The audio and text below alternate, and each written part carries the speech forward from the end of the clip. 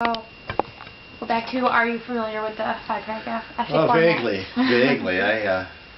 You think I teach it? I don't think so. Um, well, I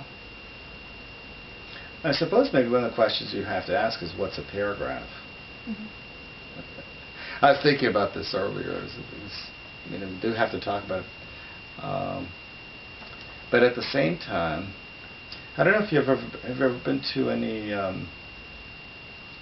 classical monuments, anything where you see inscriptions on stone.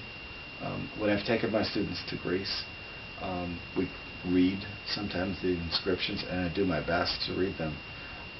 The only problem is the Greeks never recognized the use of the period, so the letters are all one. You have to try to intuit whether that's a word or not. And with classical scholars, I have no problem. I have a difficulty because I'm not a classical scholar. So the invention of something as arbitrary as a paragraph, that really occurred historically much later.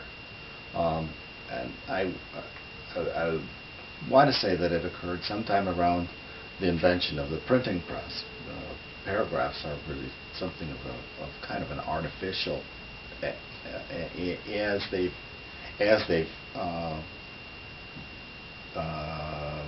developed through the centuries, they become a very artificial form.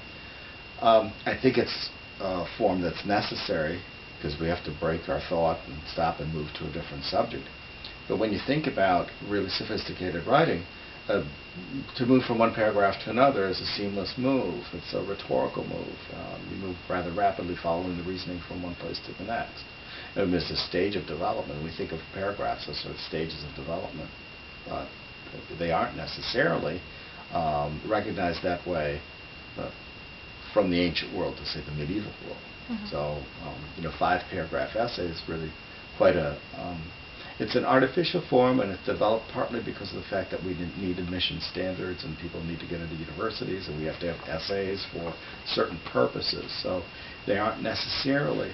The problem with the five-paragraph essay, we call it the formulaic essay, is that frequently it's not valued for anything other than to accomplish these 3 points. If you don't mention them in the closing statement of your opening paragraph, people will, your readers will balk at the essay, who won't recognize it.